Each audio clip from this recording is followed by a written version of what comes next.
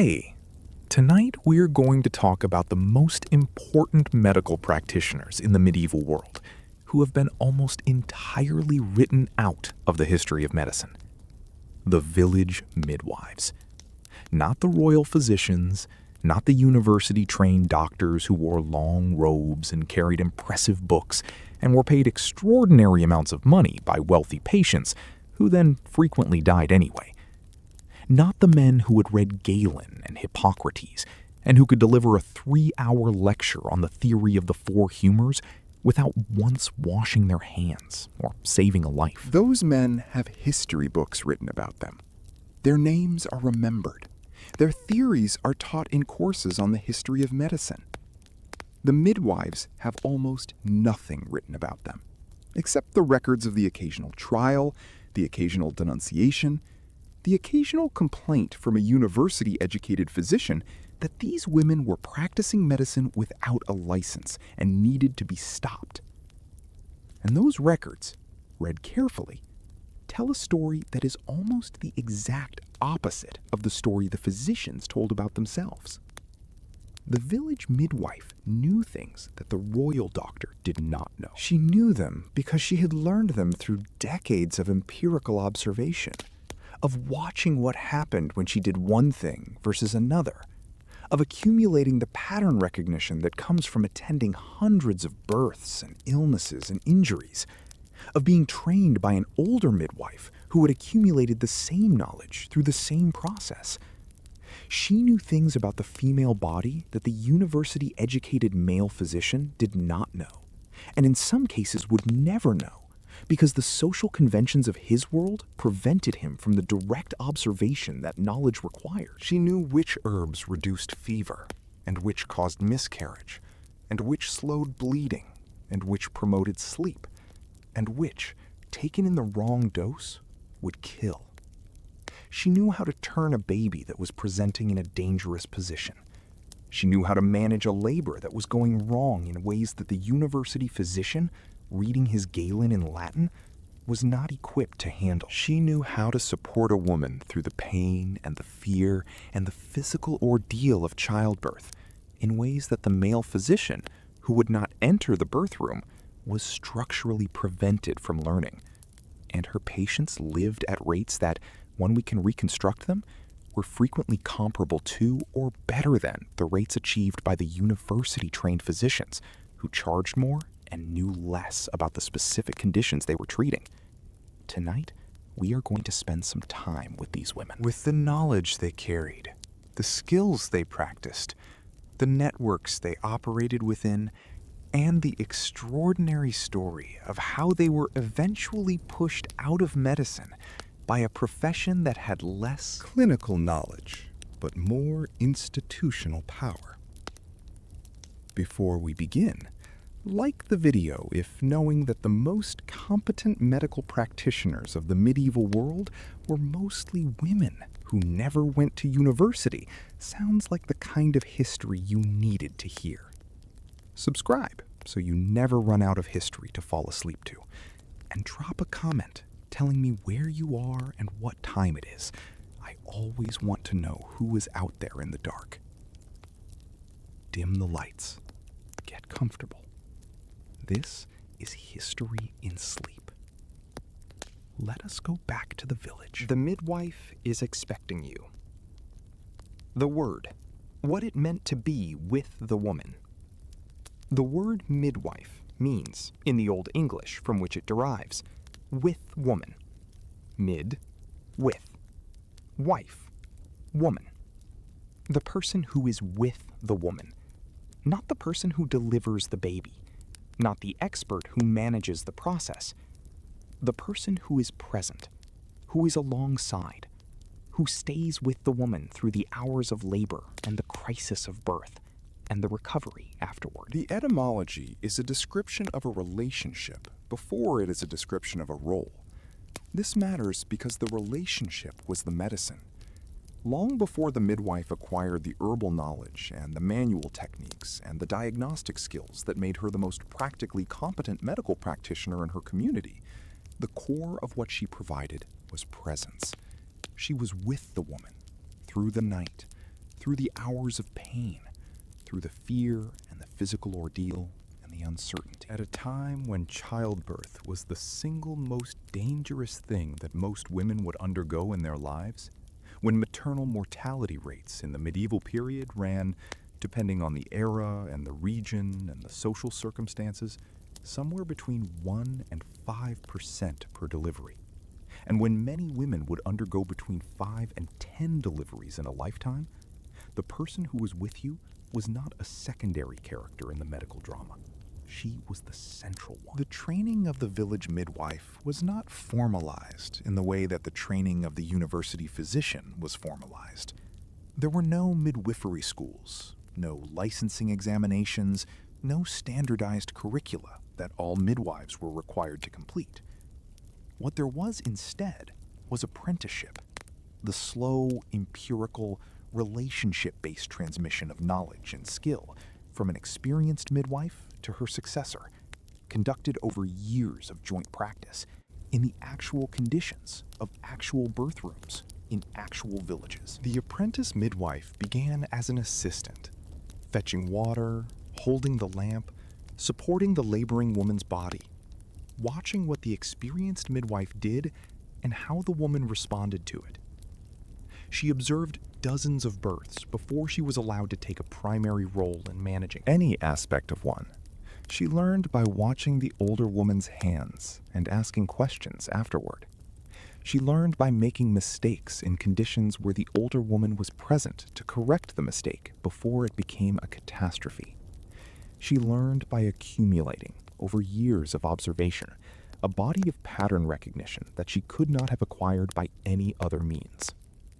The knowledge that was transmitted through this apprenticeship was the knowledge of pattern. The pattern of normal labor. How the contractions developed, how the cervix changed, how the baby descended, what the normal timeline looked like, and how much variation from that timeline was concerning, and how much was simply variation. The pattern of complications. The presentation of a baby who was positioned in a way that made normal delivery impossible, the signs that a hemorrhage was developing, the symptoms that indicated that the mother's life was in danger. The pattern of recovery, how a woman who was recovering normally looked and felt in the days after birth, and how a woman who was developing the infection that was the greatest killer of postpartum women looked and felt. This pattern recognition is what modern medicine calls clinical experience, and it is something that cannot be acquired from books. It requires exposure to cases, to the actual phenomenon in its real-world variation, observed carefully over time. The university physician of the medieval period, who had read all of Galen and all of Hippocrates and all of the Arabic medical writers whose works had been translated into Latin, had acquired propositional knowledge, knowledge that such and such was the case according to the authorities. He had not necessarily acquired clinical experience in the specific conditions he was treating, because the conditions of his training did not always provide it. The midwife, who had never read any of these texts, many midwives were illiterate in a world where literacy was the exception rather than the rule, had clinical experience in abundance and propositional knowledge that was limited but accurate. She did not know why the herbs she used worked. She did not know the theoretical mechanism by which a specific manual technique produced its effect. She knew that they worked because she had used them many times and had observed the outcomes. The pragmatic epistemology of the village midwife, the knowledge derived from observation and confirmed by outcomes, was, in the specific domain of obstetric practice, considerably more reliable than the theoretical epistemology of the university physician. The social position of the midwife in the medieval village was one of considerable authority and considerable trust. She was called to births not only in the village in which she lived, but in the surrounding area, and her reputation, built over years of successful practice and communicated through the networks of women in the community, was her primary professional asset. A midwife whose patients consistently survived, whose deliveries went well, who was calm in crisis and competent in practice, attracted calls from a wide geographic area. A midwife whose patients consistently did poorly, whose management of complications was not effective, quickly lost her practice to a competitor. This market mechanism, crude and imperfect, without the formal quality controls that modern medicine employs, but real and functional, meant that the midwives who survived in practice and whose practice expanded were, in general, the midwives who were good at what they did. The incompetent were weeded out. The competent thrived. This is not a story about credentials. It is a story about outcomes. And in the specific domain of attending births in the medieval period, outcomes were the most relevant measure available. The network of women in the village was the context within which the midwife operated and upon which her practice depended. The birth room in the medieval period was a female space.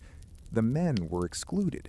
The husband was not present at the birth, and no man would have been admitted to the room during the labor and delivery under normal circumstances. The birth was attended by the midwife and by the gossips, the word having its original meaning of god siblings, the close female friends and relatives who gathered to support the laboring woman and to witness the birth.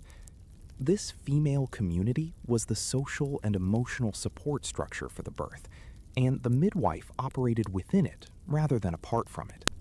The birth room was warm. Fires were built up and windows were covered because the consensus of medieval medical practice, midwifery and university both, was that warmth benefited the laboring woman. It was small and enclosed and full of the people the woman trusted.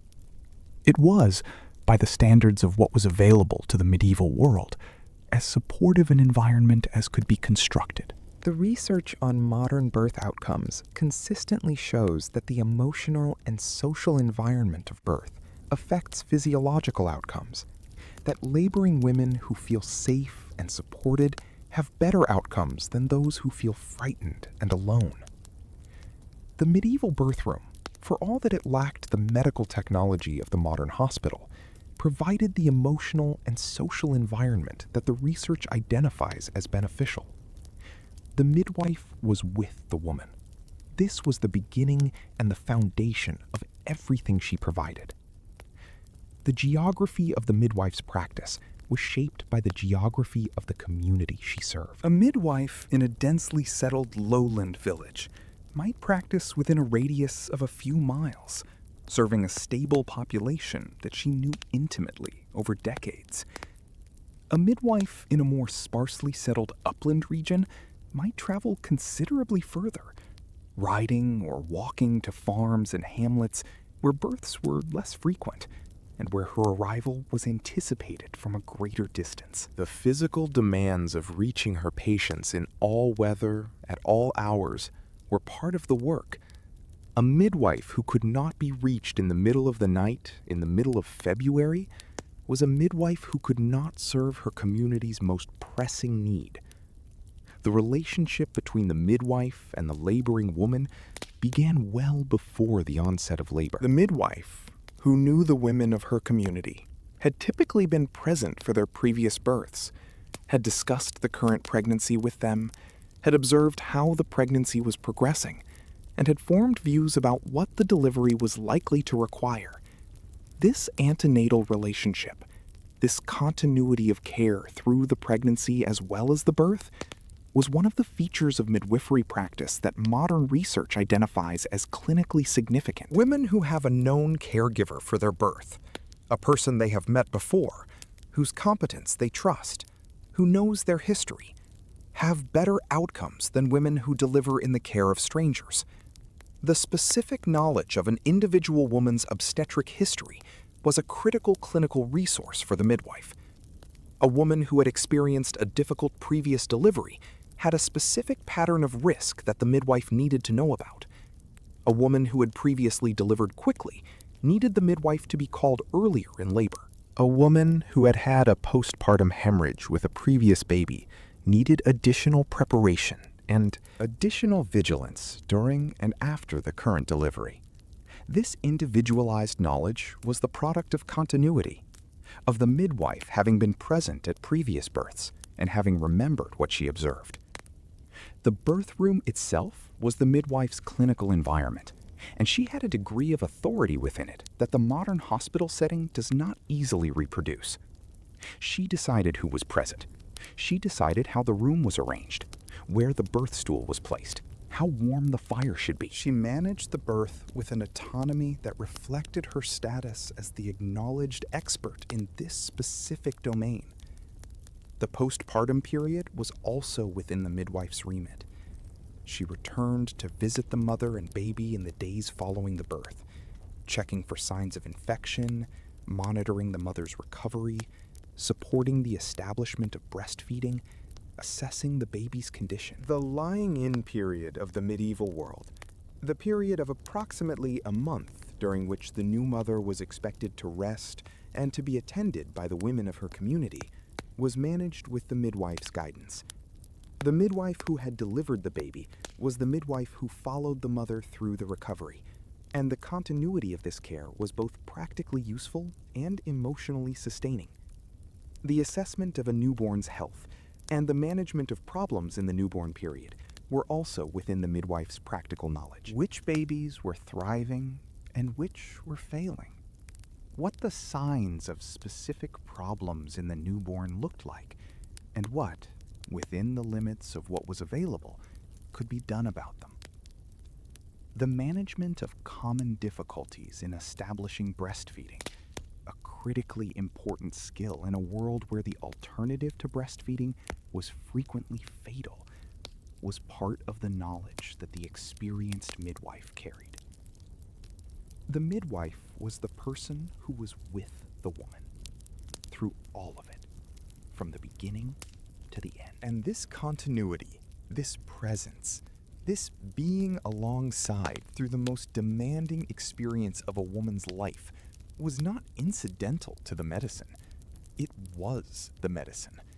It was the thing that no university-trained physician, reading his Galen in his study, could provide.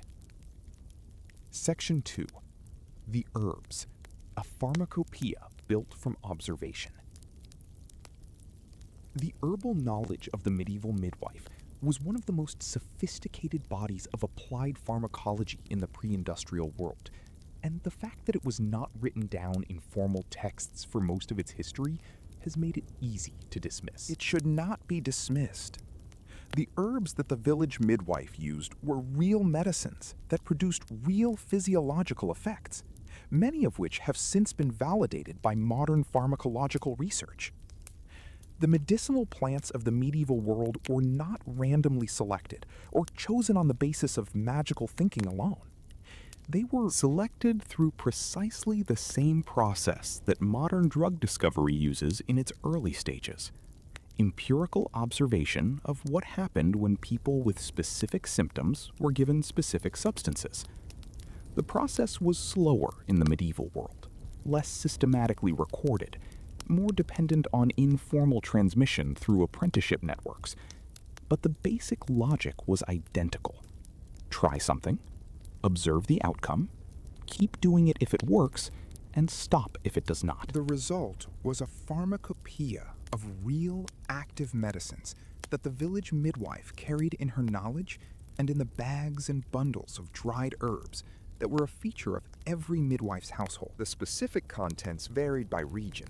The plants available in the herb gardens of England were not identical to those available in the meadows of France or the mountains of Germany, but the categories were consistent.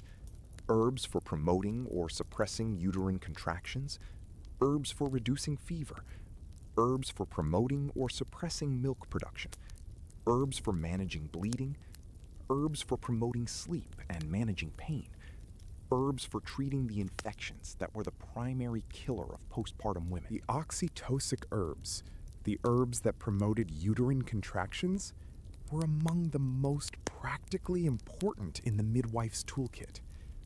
A labor that was progressing slowly, a cervix that was not dilating, a uterus that was not contracting with sufficient strength. These were problems that the midwife needed to address if the birth was going to proceed safely.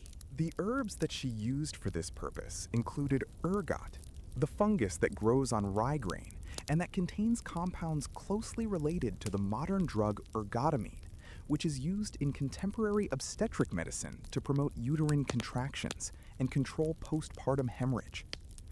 The medieval midwife did not know why ergot worked, but she knew that it worked, and she knew the dose range within which it was effective rather than toxic, because she had learned this from the midwife who trained her.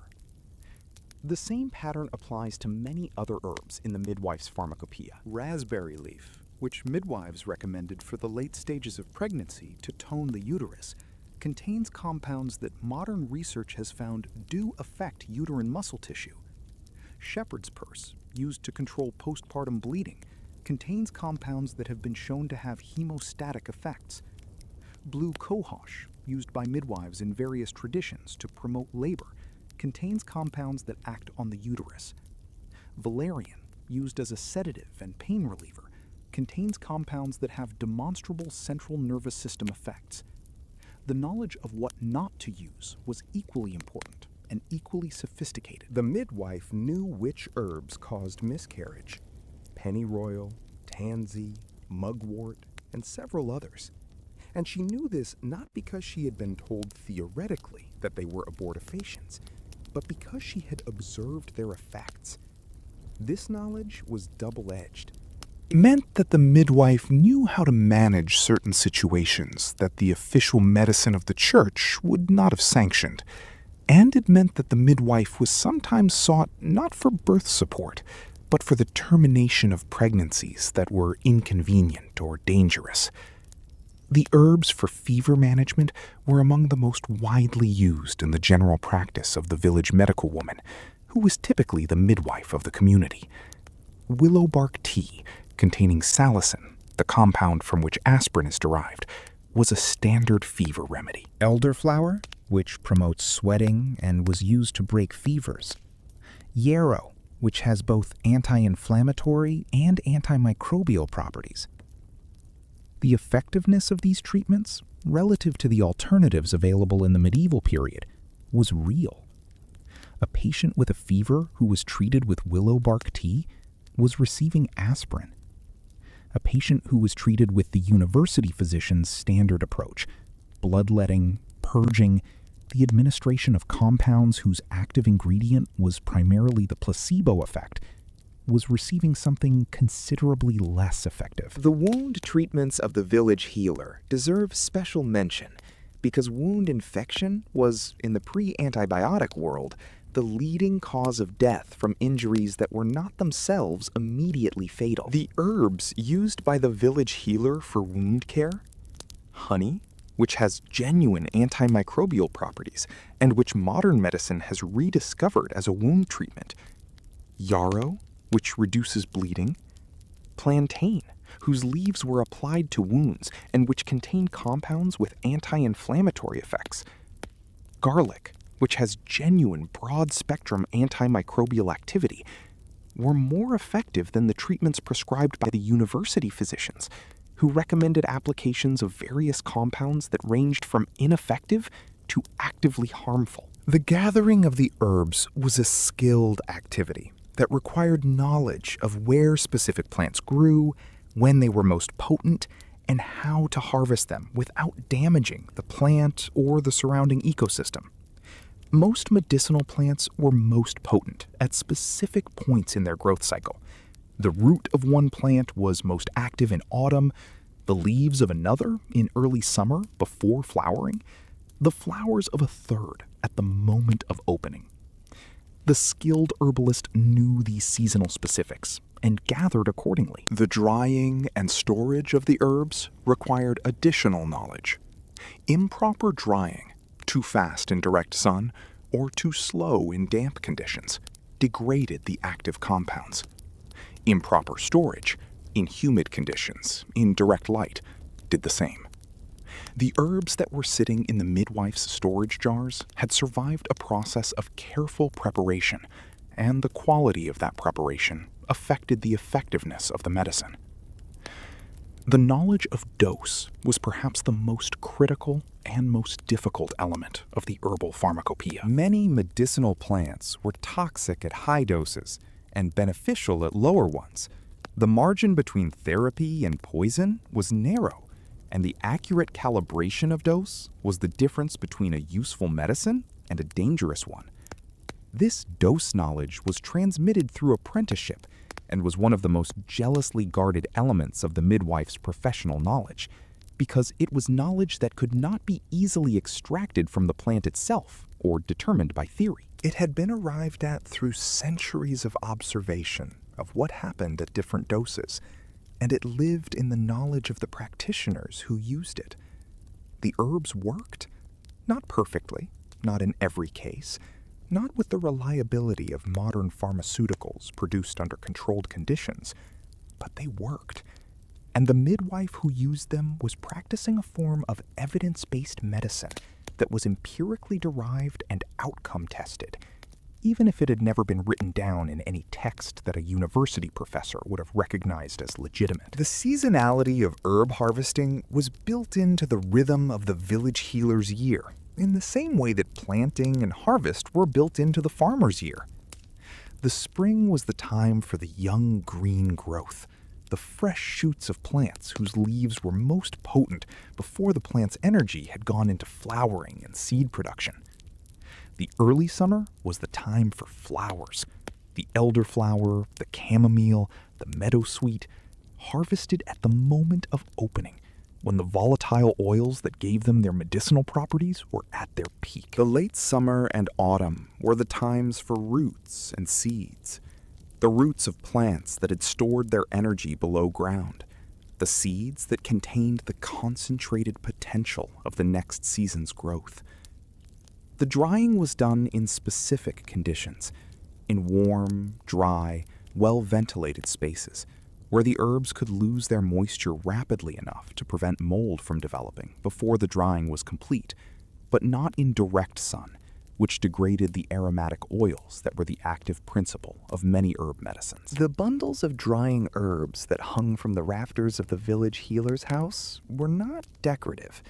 They were inventory, the stock of medicines that would be needed through the year, particularly through the winter. When fresh herbs were unavailable, the preparation of specific remedies from the dried herbs required knowledge of which preparation method best extracted the active compounds of the specific herb being used.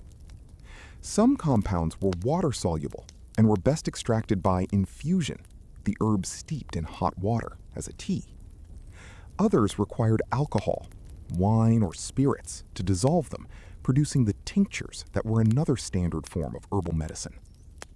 Others were oil-soluble and were best prepared by infusing the herb in a carrier oil, producing preparations suitable for topical use. The experienced healer knew which preparation method was appropriate for which herb for which purpose, and the knowledge was as important as the knowledge of which herb to use.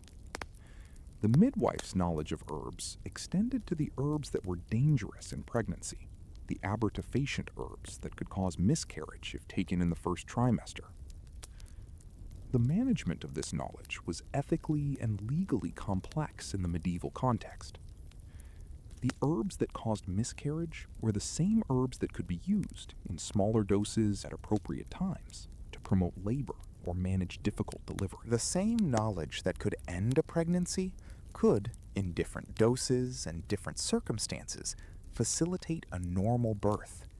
The skilled healer understood the dose-response relationship and managed it accordingly. The interaction between herbal medicines was another dimension of the knowledge that the experienced midwife carried. Some herbs potentiated each other. Combined, they produced a stronger effect than either alone. Others antagonized each other. Combined, they reduced each other's effectiveness. Some combinations were dangerous. The knowledge of these interactions was part of the professional knowledge of the experienced healer, derived from observation of what happened when specific combinations were given to real patients. The storage of herbs in properly labeled containers, in a world where many of the village healer's patients and many of the healer herself might not be literate, required systems for identification that did not depend on reading. The shape of the container, the color of the wrapping, the specific smell of the contents, the position in the storage arrangement, all of these were used to maintain the ability to identify specific remedies accurately, without written labels. A mistake in herb identification, in a pharmacopoeia that included both medicinal and toxic plants, was a mistake that could kill. The systems for preventing such mistakes were carefully maintained.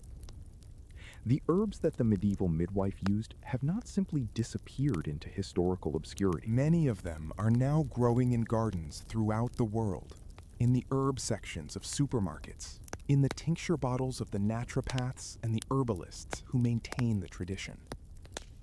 The tradition of knowledge that the village healer carried has been disrupted and fragmented and is no longer the primary medical resource for most populations. But it has not ended, and the research that is now validating the traditional uses of many medicinal plants is the scientific confirmation of what the medieval midwife already knew. Section 3. The Hands. Manual skills that saved lives.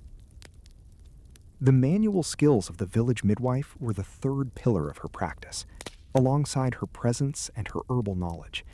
And they were the skills that most directly separated her from the university-trained physicians who might be called to a difficult birth. The university physician in the medieval period did not attend normal births. Birth was women's work, conducted in a female space, and the presence of a man, particularly a man who was not the husband, in the birth room was socially and morally problematic in ways that the medical context did not automatically override. The physician who was called to a birth was typically called to a birth that had already gone dangerously wrong, and he was called as a last resort when the midwife had encountered something beyond her capacity to manage. The problem with this arrangement, from the physician's perspective, was that he had no practice in normal births, and therefore had no baseline of what normal looked like, against which the abnormal could be recognized. His manual skills in the specific context of obstetric practice were minimal, because he had almost no experience of obstetric practice. The midwife, by contrast, had attended hundreds of births, had developed through that practice a precise understanding of what the normal birth felt like and looked like, and had accumulated through practice the manual skills that were the most effective tools available for managing the most common and dangerous complications. The most important of these manual skills was the ability to identify and correct malpresentation, the positioning of the baby within the uterus in a way that made normal vaginal delivery impossible or extremely dangerous. The normal presentation for birth is head first, with the back of the baby's head leading. A baby presenting face first, or brow first, or with the shoulder, or in the transverse position across the uterus, or breech, buttocks or feet first, presented challenges that ranged from manageable to life-threatening.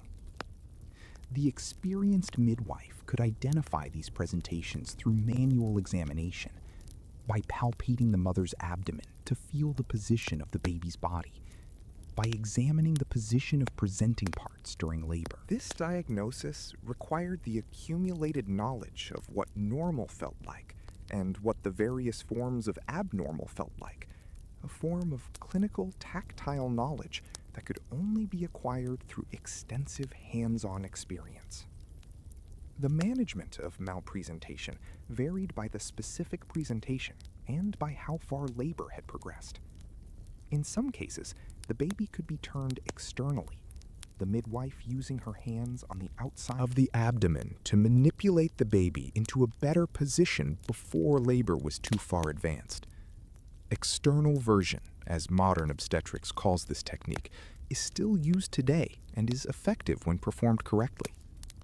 The medieval midwife, who who had been taught external version by her predecessor and who had practiced it many times, knew how to perform it with a reliability that could save lives. Internal version, the manual repositioning of a baby that had already engaged in the pelvis in a dangerous position, was a more extreme technique, requiring the insertion of the hand into the uterus to grasp the baby's feet and turn it into a footling breech position for delivery.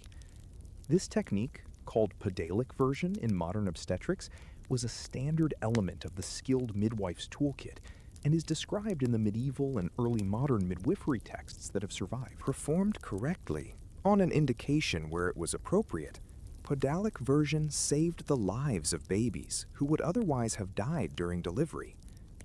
The management of the shoulder dystocia, the complication in which the baby's head delivers but the shoulders become stuck at the pelvis, threatening the baby's life through cord compression and threatening the mother's life through the attempts to resolve the complication, required specific manual techniques that the experienced midwife knew and that the university physician typically did not. The McRoberts maneuver, in which the mother's legs are brought up onto her abdomen to increase the functional diameter of the pelvis, and the Rubin maneuver, in which the baby's shoulder is pushed downward to facilitate delivery, are both techniques that appear in descriptions of midwifery practice from before their formal description in modern obstetric texts. The midwives arrived at these techniques through empirical observation of what worked. The modern obstetricians discovered the same techniques through anatomical reasoning and clinical trial. The techniques are the same. The management of postpartum hemorrhage, the bleeding that followed birth, and that was the most common cause of maternal death in the medieval period, required a combination of the herbal knowledge and the manual skills. The physical management of the placenta, ensuring that it delivered completely and that no placental tissue remained in the uterus to cause ongoing bleeding, was a manual skill. The management of the uterus after delivery, the external massage that stimulated the uterus to contract and reduce bleeding, was a manual skill. The herbal supplements that promoted uterine contraction and reduced bleeding were the pharmacological complement to these manual techniques. The positioning of the mother during labor was another element of the midwife's practice that reflected accumulated practical wisdom. The birth stool, a specially designed seat with a horseshoe-shaped opening that allowed the midwife to access the baby during delivery while the mother was in an upright or semi-upright position, was a standard piece of midwifery equipment that appears consistently in medieval and early modern accounts of midwifery practice. The upright position for delivery, which uses gravity to facilitate the baby's descent, and which the woman herself often finds more natural and manageable than the supine position, was the standard position of medieval midwifery. The supine position, the mother flat on her back, that became the standard of hospital obstetrics in the 20th century, is, from a physiological standpoint, the least advantageous position for delivery. It works against gravity, compresses the major blood vessels supplying the uterus, and reduces the functional diameter of the pelvis. Modern obstetrics has largely returned to more upright positions for delivery, recognizing the physiological advantages that the medieval midwife had arrived at empirically centuries earlier. The manual skills of the midwife were not separate from her clinical judgment about when and how to apply them. The experienced midwife who could perform pedalic version did not perform it routinely. She performed it when the specific situation indicated it, and she made that judgment based on her reading of the specific clinical picture in front of her: the baby's position, the progress of labor, the mother's condition, the time available. This clinical judgment was as much a skill as the technique itself, and it was equally dependent on accumulated experience. The university physician, who was called to a complicated birth and who attempted to manage the complication with instruments. The obstetric forceps would not be invented until the 17th century, and before that, the instruments available were primarily intended for the delivery of dead babies, in cases where the mother's life took priority. was working with tools that were often more dangerous than the complications they were intended to address. The midwife who managed the same complication with her hands, using techniques developed through practice and transmitted to generations through apprenticeship, was frequently more effective and significantly less harmful. The hands that delivered the babies of medieval Europe were women's hands, and in the specific domain of obstetric practice, they knew what they were doing. The instruments that were introduced into obstetric practice by the university-trained male physicians who gradually displaced the midwives in the early modern period are worth examining in the specific context of what they produced. The obstetric forceps, the most significant instrument of the medicalization of birth, were invented by the Chamberlain family of male midwives in the early 17th century and kept as a family secret for several generations, their use concealed beneath sheets that prevented observation. When the forceps finally became more widely known and used, they were frequently applied in situations that did not require them, and with a degree of force that caused significant maternal and neonatal injury. The forceps were a useful instrument in specific, carefully identified situations. The delivery of a baby that was genuinely stuck in the pelvis, in a case where the alternatives were worse. In those specific situations, carefully applied, they saved lives. But the introduction of the forceps also introduced the possibility of a much more interventionist approach to birth, an approach in which the physician, with his instrument, could impose a timeline on the birth process that the birth process did not necessarily require, and in which the use of instruments became a demonstration of professional competence, rather than a response to a specific clinical indication. The manual skills that the midwife had developed over centuries of practice, the ability to assess the baby's position, to support the mother's body through the most difficult moments of delivery, to manage the delivery of the shoulders and the head with the gentle guidance of experienced hands, were not less effective than the forceps in the situations where they were applicable. They were more effective in many of those situations because they worked with the body's own mechanisms rather than against them, and because they did not carry the risk of the lacerations and the nerve injuries that forceps could cause. The decline of the manual tradition of midwifery in the early modern period was not a consequence of the instruments being demonstrably superior in all situations. It was a consequence of the instruments being associated with the professional authority of the male physicians who wielded them, in a context where professional authority was increasingly organized around institutional credentials and technical equipment, rather than around clinical outcomes. The women who observed births in the early modern period, as patients, as gossips, as the family members who were present, were aware of the difference in approach. The contemporary accounts include complaints about the rough handling of women by male practitioners, about the unnecessary use of instruments, about the longer recoveries and the higher rates of injury that attended the medicalized birth. The women who had a choice, and in the early modern period, increasingly women of all classes did not have a choice as the institutionalization of birth progressed, frequently preferred the midwife. The midwife's hands carried a history of births, hundreds or thousands of individual moments of contact with the bodies of laboring women, each one contributing a small increment to the tactile knowledge that constituted her clinical expertise.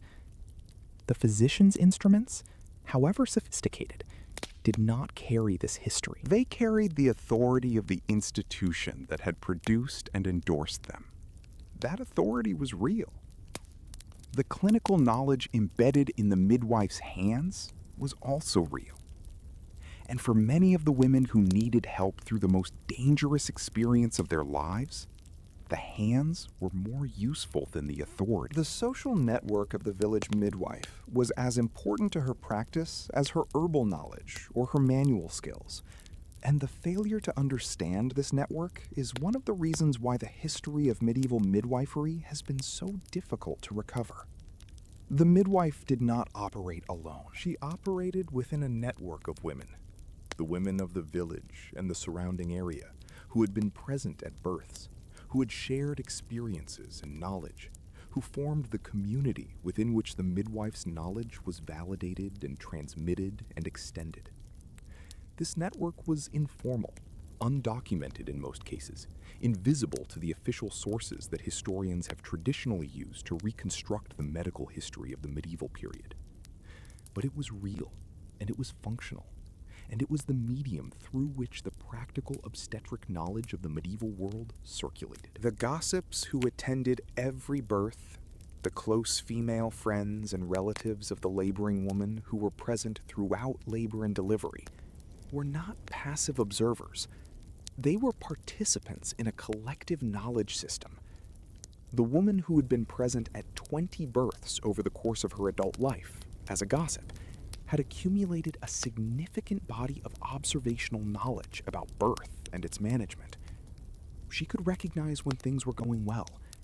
She could recognize when they were going wrong. She had opinions about the midwife's practice based on her own observations, and she shared those opinions with other women in the community. The reputation of a midwife was built and maintained through this network. When a midwife managed a difficult birth well, the women who were present knew it, and they told other women. When a midwife made a mistake or failed to manage a complication effectively, the women who were present knew that too, and they told other women. The reputation management that this network provided was the primary quality control mechanism for midwifery practice in the medieval period, and while it was imperfect, it was not nothing. It weeded out the consistently incompetent and rewarded the consistently competent with a wider practice. The network also provided the mechanism for the transmission of knowledge between midwives. The experienced midwife who encountered a technique she had not used before, encountered it through the story of another midwife, through the description of an older practitioner, through her own experiment in a situation where she needed something new, shared that knowledge with the women in her network, who shared it with others. The circulation of practical knowledge through this informal network was slower and less reliable than the written transmission that the university physician tradition used, but it was continuous, and it was real. The network of village healers, the women who practiced herbalism and the general management of illness and injury within the community, who were the primary medical resource for the majority of the population who could not afford or access university-trained physicians, overlapped substantially with the network of midwives. In many communities, the same woman was the primary birth attendant and the primary general healer. The skills required for both roles overlapped significantly. The herbal knowledge, the diagnostic pattern recognition, the clinical presence, the manual dexterity. The integration of the two roles in a single practitioner was efficient and logical. The relationships between the midwife and the women of her community were long-term and multidimensional.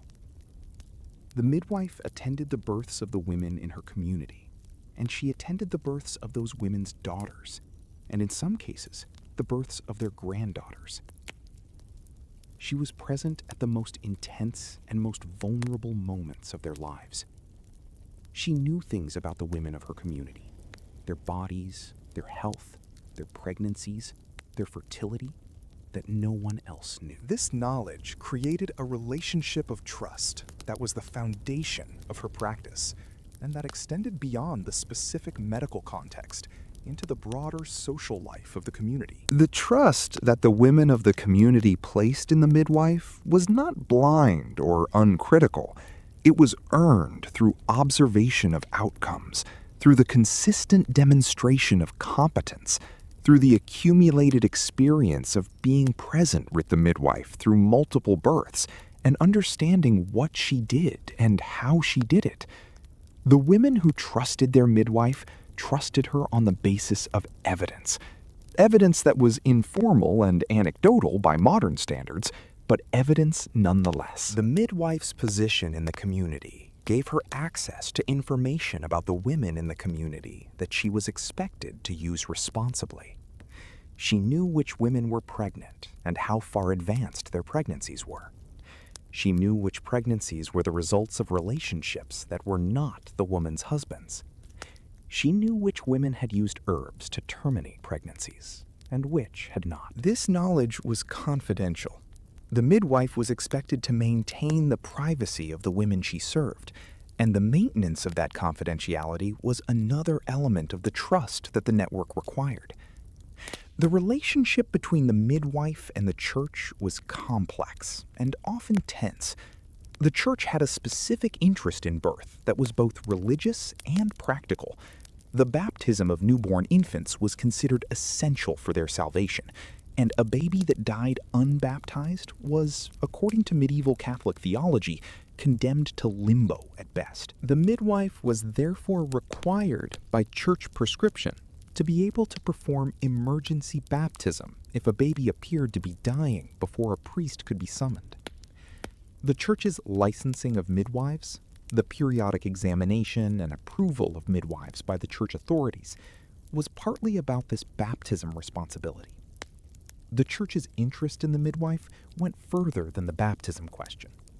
The birth room was a female space that the male clergy could not enter, and the midwife was therefore the church's eyes and ears in a space that was otherwise invisible to the institution. The midwife was expected to report to the church authorities any births that involved irregular circumstances, illegitimate children, evidence of infanticide, evidence of heresy.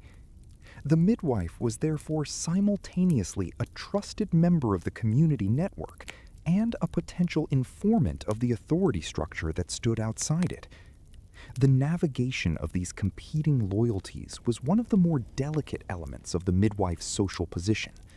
The midwife who reported every irregularity to the church was a midwife who would lose the trust of the women she served, and with it, her practice. The midwife who reported nothing was a midwife who risked the church's displeasure and the withdrawal of her license. The midwives who survived and thrived were the midwives who navigated this tension with enough discretion to maintain both sets of relationships simultaneously. The social position of the midwife Was not without its hazards. The same knowledge and the same social position that made the midwife valuable also made her vulnerable. The knowledge of abortifacient herbs, the access to the birth room, the intimate knowledge of the community's reproductive secrets, these were things that, in a different social context, could be characterized as evidence of witchcraft. The midwife who was trusted in her community was a healer. The midwife who became inconvenient to someone with power was only a short step from a witch. The licensing examinations that the church, and later the municipal authorities, introduced for midwives were not primarily clinical assessments. They were assessments of moral and religious character, conducted by examiners who were not qualified to assess clinical competence. The questions asked of the midwife candidate at her examination concerned her religious orthodoxy, her willingness to perform emergency baptism, her commitment to reporting irregularities, her promise not to use magic or superstition in her practice. The questions did not concern her ability to manage a malpresentation, her knowledge of which herbs to use for postpartum hemorrhage, her experience with the complications that actually killed women. This inversion, the formal assessment of the things that were not clinically relevant at the expense of the things that were, was not accidental. It reflected the priorities of the institution doing the examining.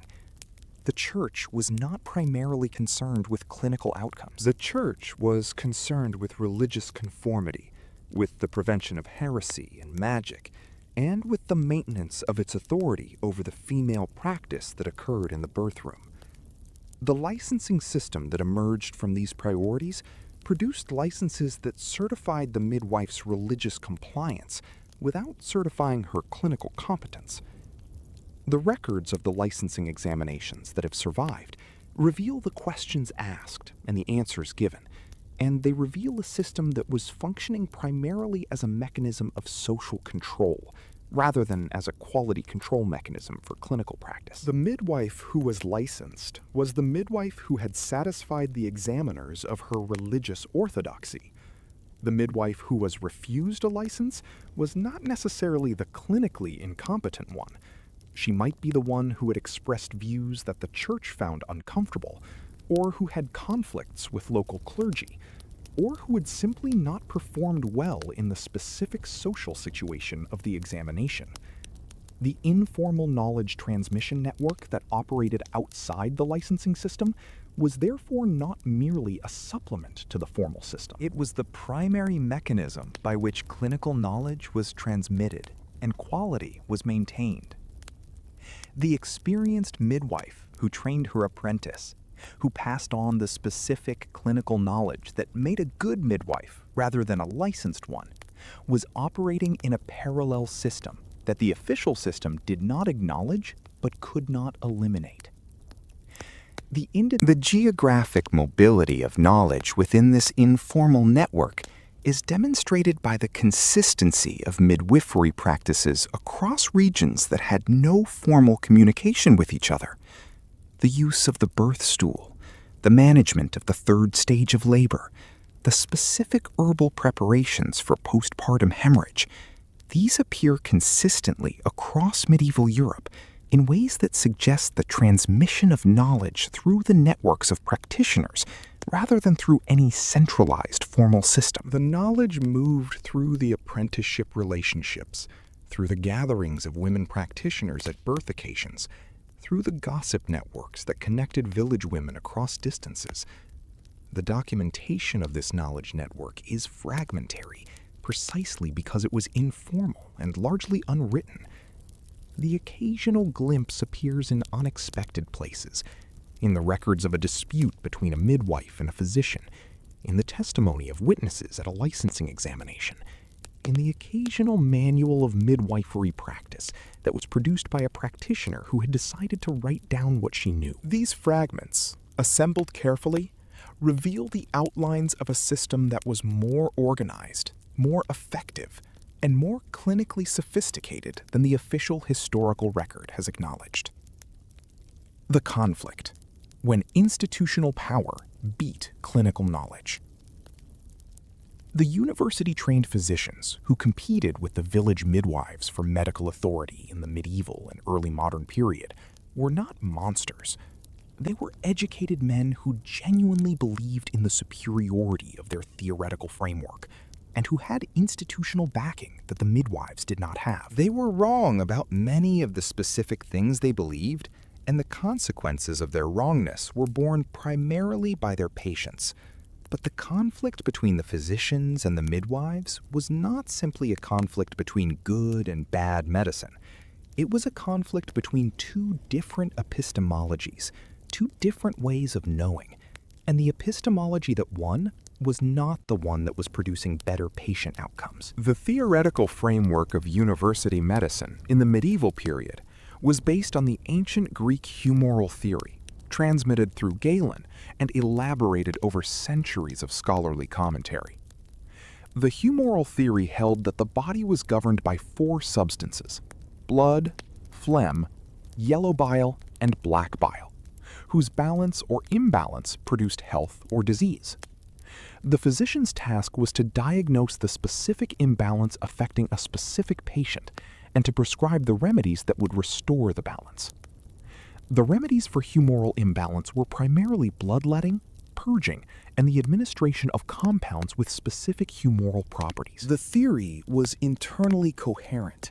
It was possible to construct a complete and logically consistent account of any disease within the humoral framework, and the physicians of the medieval period were very good at constructing these accounts.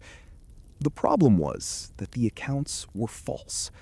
The humoral framework was wrong about the mechanism of disease, which meant that the treatments it generated were, at best, irrelevant to the actual condition being treated, and at worst, actively harmful. Bloodletting is the most prominent example of a treatment that was theoretically justified within the humoral framework and that modern medicine recognizes as consistently harmful. the removal of significant volumes of blood from a patient who was already unwell reduced the blood volume available to maintain circulation and immune function, weakened the patient's capacity to fight whatever was actually causing the illness, and in cases of significant hemorrhage, as in postpartum bleeding, was immediately life-threatening. The physicians who prescribed bloodletting for feverish patients were prescribing a treatment that reduced the patient's chances of survival, and they prescribed it for centuries because the theory said it would work, and because they had no reliable mechanism for detecting that their patients were dying at rates higher than those achieved by practitioners who did not bloodlet. The purging, the administration of strong laxatives and emetics to rid the body of excess humors through the bowel and the stomach, produced severe fluid and electrolyte losses that were particularly dangerous in patients who were already dehydrated from fever. A patient with typhoid fever who was treated with a strong purgative was a patient whose chances of survival were being actively reduced by the treatment. The midwife did not use bloodletting. The midwife did not use strong purging. The midwife used herbs whose effects were generally gentler and more targeted, manual skills that addressed specific mechanical problems, and the supportive presence that allowed the body's own healing mechanisms to operate without being undermined by the physician's treatments. In the specific domain of obstetric practice, the midwife was offering an approach that was less harmful than the physician's alternative, and this was reflected in outcomes. The conflict between the physicians and the midwives was not primarily about which approach produced better results. It was about institutional authority and about who had the right to define medicine. The physicians had the universities, which produced credentials. They had the church, which provided institutional backing. They had the guilds, which created legal frameworks for restricting who could practice medicine. What they did not have in the specific domain of obstetric practice was experience. The licensing of midwives by the church, which began in various European jurisdictions in the late medieval period, was presented as a quality control mechanism, a way of ensuring that the midwives who practiced were competent and trustworthy. In practice, it was also a mechanism for extending institutional control over a previously unregulated female practice. The licensed midwife was a midwife who had been examined by the church authorities, who had sworn an oath of adherence to the church's requirements, and who was therefore subject to the church's oversight in a way that the unlicensed midwife was not. The examination that produced the license was typically conducted not by other midwives, the people who would have been best qualified to assess clinical competence, but by the male clergy, who were not qualified to assess clinical competence, and who therefore assessed the things they could assess: the midwife's religious orthodoxy, her moral character, her willingness to perform emergency baptism, her commitment to reporting irregularities to the authorities. These were not entirely irrelevant qualities for a midwife to possess, but they were not the qualities that determined whether a laboring woman would survive. The formal exclusion of women from the practice of medicine, which intensified in the late medieval and early modern period as the medical guilds established firmer control over who could practice, and as the universities produced more trained physicians, was not a response to evidence that female practitioners were less competent than male ones. It was a response to the institutional interests of the male-dominated professional structures that were seeking to monopolize medical practice. The women who were practicing effective empirical medicine were excluded not because their medicine was bad, but because their practice was uncontrolled by the institutions that were seeking to control it. The witch trials of the early modern period, which disproportionately targeted women with specific forms of community knowledge, the village healer, the herbalist, the midwife, were not separate from the conflict over medical authority. The characterization of the village healer as a witch was, in part, the appropriation of institutional power for the purpose of eliminating a competitor. The woman who knew which herbs caused miscarriage was a woman who possessed knowledge that the church disapproved of. The woman who attended births in a room that no man could enter was a woman who was operating outside institutional control. These were not mystical attributes. They were professional attributes. And the professional attributes that made the midwife effective were precisely the attributes that made her vulnerable. The accusation of witchcraft that was leveled at village healers and midwives in the period of the early modern witch trials was not a random or incidental association. The specific characteristics that made a woman vulnerable to accusation were often the same characteristics that made her an effective Healer. She was known to possess unusual knowledge of herbs and their effects, knowledge of the body, knowledge of what happened in the birth room. She operated in spaces that were closed to men: the birth room, the sick room, the private domestic space. She had relationships of intimate trust with the women of her community that excluded men. She dealt professionally with the boundaries between life and death, with birth and with fatal illness and with death. These characteristics, in a social climate of persecution, could be reframed as evidence of a malevolent knowledge, of a connection to supernatural forces that explained how a woman without formal education could know things that educated men did not know. The herbs that healed could be reframed as poisons. The knowledge of abortifacient plants could be reframed as evidence of baby killing.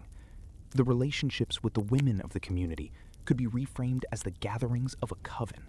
The presence at births could be reframed as the opportunity for the ritual murder of infants. The research on the demographics of the witch trials in various European jurisdictions shows that the accused were disproportionately women, with specific social and economic characteristics.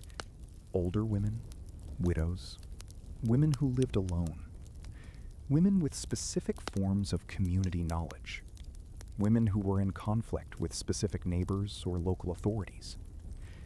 The village healer and the midwife were not the only group targeted, but they were significantly overrepresented in the accused populations of many regions. The elimination of the village healer through the witch trial was not the primary purpose of the persecution. The primary dynamics of the witch trials were complex and varied significantly by region and period. But the effect of the persecution on the female healing tradition was real. Women who possessed and practiced the knowledge that made them healers were at increased risk of accusation, and the risk of accusation was a deterrent to the practice and transmission of that knowledge. The informal network through which clinical knowledge circulated was disrupted by the prosecution of the women within it. Knowledge was lost. The physicians who provided testimony at witch trials, sometimes as expert witnesses on the question of whether specific symptoms had a natural or a supernatural explanation, were not always the enemies of the accused. Some physicians testified in ways that sought to provide natural explanations for the symptoms that the accusers characterized as supernatural. But the institutional relationship between the university-trained physicians and the village healers was, through most of this period, one in which the physicians' institutional interests were served by the elimination of the unlicensed competitors, and the witch trial was one mechanism, not the only one, and not universally used, by which that elimination was accomplished. The women who survived this period, who maintained the tradition of herbal knowledge and midwifery practice through the decades of persecution, did so by discretion, by the maintenance of the informal networks in which the knowledge circulated below the level of official attention, by the protective loyalty of the community women who depended on their practice. The tradition survived not because the persecution failed entirely, but because the knowledge was held in enough minds and transmitted through enough relationships that it could not be completely extinguished. The legacy of the medieval midwife is present in modern medicine in ways that the official history of medicine rarely acknowledges. The herbs that the village healer used have not disappeared. They have been refined, concentrated, synthesized, tested in controlled trials, and incorporated into the pharmacopoeia of modern medicine under different names and in different forms. The active compound in willow bark is now synthesized as aspirin and is one of the most widely used drugs in the world. The ergot compounds that medieval midwives used to control postpartum hemorrhage are the basis of the ergotamine drugs still used in modern obstetrics for the same purpose. The digitalis compounds in foxglove, used in folk medicine for conditions we now recognize as heart failure, were isolated by the 18th century physician William Withering, specifically by investigating the herb use of a Shropshire herbalist named Mary Heffernan, a village healer in the tradition of the medieval midwife, who had been using foxglove effectively for years before Withering's systematic investigation produced the pharmacological explanation. The obstetric techniques that the medieval midwife used have similarly persisted. The upright and semi-upright positions for delivery that the birth stool facilitated, which were standard in medieval and early modern midwifery, were displaced by the supine position in the 20th century and are now being restored to practice on the basis of the evidence that they produce better outcomes. The manual techniques for managing malpresentation and shoulder dystocia that the medieval midwife practiced, external version, podalic version, the specific maneuvers for resolving shoulder dystocia, are all part of the modern obstetric toolkit. They were not invented by modern obstetricians. They were inherited through a long and broken chain of transmission from the women who had developed them empirically over centuries. The continuous labor support that the midwife and the gossips provided, the presence of familiar, trusted women throughout labor, has been the subject of systematic modern research. The Cochrane Review of Continuous Labor Support, which synthesized the results of multiple randomized controlled trials, found that continuous support during labor was associated with shorter labors, lower rates of cesarean section, lower rates of instrumental delivery, lower rates of pain medication use, and higher rates of maternal satisfaction. The effect size was substantial and consistent across multiple trials. Multiple countries. The medieval birth room, with its midwife and its gossips, was providing the intervention that modern research identifies as one of the most effective things you can do to improve birth outcomes. Modern midwifery, the professional midwifery that exists in the UK and other European countries as a distinct profession with its own training, its own standards, and its own regulatory framework, is the direct descendant of the medieval midwifery tradition. The break between the medieval and the modern was not clean. The suppression of female practitioners, the medicalization of birth, the incorporation of birth into the hospital system in the 20th century all disrupted the transmission of the tradition. But the tradition survived in the practices and the knowledge and the networks of women practitioners who maintained it through periods of official hostility, and it emerged in the 20th century as a recognized professional discipline whose effectiveness the research consistently validates. The reemergence of midwifery as a recognized and valued component of modern maternity care is not a rejection of modern medicine. It is the recognition that the specific skills and the specific approach that the midwife tradition developed over centuries, the focus on the normal, the support of the physiological process, the management of complications with the minimum necessary intervention, produce outcomes in normal birth that are at least as good and sometimes better than the medicalized approach that displaced it in the 20th century, and that produced them with higher rates of maternal satisfaction and lower rates of interventions whose necessity in the normal birth context was never established. The knowledge that the medieval village midwife carried in her hands, in her memory, in the informal network of women practitioners through which it was transmitted, was not primitive or superstitious.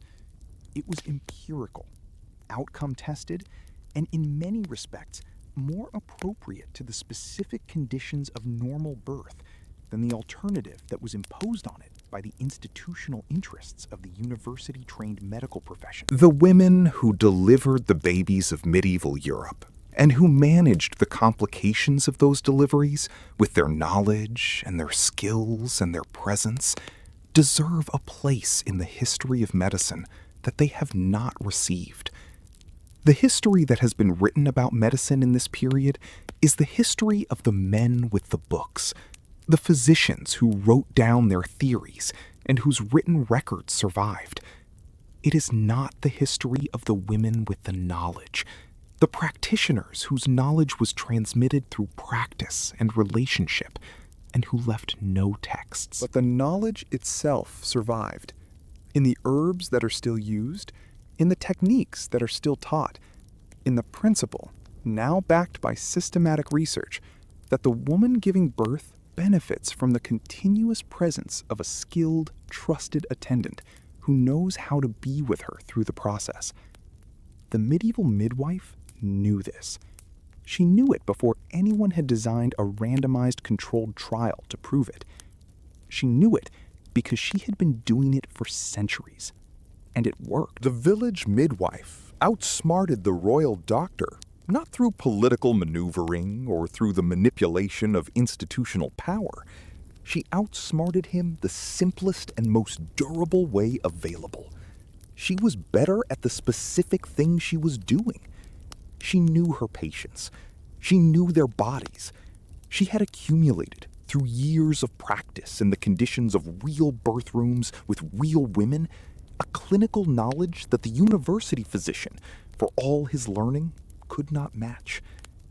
She did not get credit for it. Not then, mostly not now. But the women she helped survived. In numbers that the evidence, carefully examined, suggests compared favorably to what the alternatives produced. That is the measure that matters. Sleep well. The midwife knew what she was doing. She always did. The recognition of midwifery as a distinct, qualified, valuable profession in the modern period has not been uniform across countries or across time. In the United Kingdom, the Midwives Act of 1902 established the formal professional registration of midwives and the Central Midwives Board that regulated the profession. This formalization was the product of decades of campaigning by women reformers who argued that trained midwives, practicing under appropriate regulatory oversight, produced better outcomes for normal birth than the medicalized hospital delivery that was becoming increasingly available. The evidence that supported this claim was, by the standards of the time, compelling. The maternal mortality rates associated with hospital delivery in the late 19th and early 20th century were in some periods and some hospitals worse than the rates associated with home delivery attended by midwives. The primary cause was infection, specifically the infection that occurred when the unwashed hands of physicians who had been performing autopsies or attending infectious cases entered the birth room and transmitted pathogenic organisms to laboring women. Ignaz Semmelweis had demonstrated this mechanism in the 1840s and was ridiculed by the medical establishment for doing so. The village healer, who washed her hands, who avoided attending a birth if she had recently been in contact with a sick person, who maintained the clean conditions of the birth room, not because she understood germ theory, but because she had observed that dirty conditions and sick contacts were associated with bad outcomes, was practicing something closer to effective infection control than the hospital delivery system of the same period.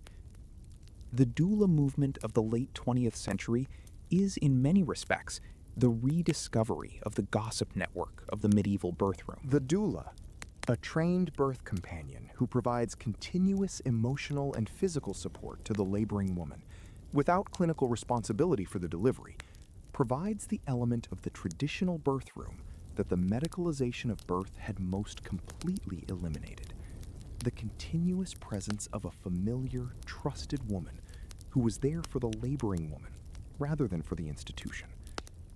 The research showing that the presence of a doula improves birth outcomes is the research demonstrating that what the medieval gossips provided mattered. The integration of midwifery and medical obstetrics in modern maternity care systems represents the synthesis of the two traditions. The midwife's approach to normal birth, emphasizing the physiological process and the emotional and social environment, and the physician's capacity to manage the complications that require medical intervention. In this synthesis, the midwife's approach is the primary care for normal birth, and the physician's intervention is reserved for the situations where it is genuinely needed. This is, broadly, the arrangement that the medieval world had arrived at before the medicalization of birth displaced it. The midwife managing normal births, and the physician called only for complications. The herbal knowledge of the traditional healer continues to be investigated by modern pharmacology, and the results continue to validate a substantial proportion of the traditional uses. A 2019 review of the pharmacological evidence for traditional herbal medicines used in obstetrics found that a significant proportion of the plants used in traditional midwifery had documented pharmacological effects consistent with their traditional uses. The raspberry leaf, the blue cohosh, the ergot-derived compounds, the shepherd's purse, all have been the subject of modern pharmacological investigation, and all have been found to contain compounds with biological activity relevant to their traditional applications. The medieval midwife was doing evidence-based medicine before evidence-based medicine had a name. She was gathering evidence through clinical observation. She was updating her practice based on what she observed. She was transmitting her knowledge to the next generation through the mechanism of supervised practice. The evidence base she worked from was smaller, less systematically collected, and less rigorously analyzed than the evidence base of modern medicine. But it was evidence, and the medicine she derived from it was real. The midwife has gone home. The fire has been banked. The mother is sleeping. The baby is sleeping. The household has settled into the quiet of the night after a birth that was attended with knowledge and with care, and with the presence of a woman who knew what she was doing. Tomorrow, there will be another birth. She will be there. She was always there.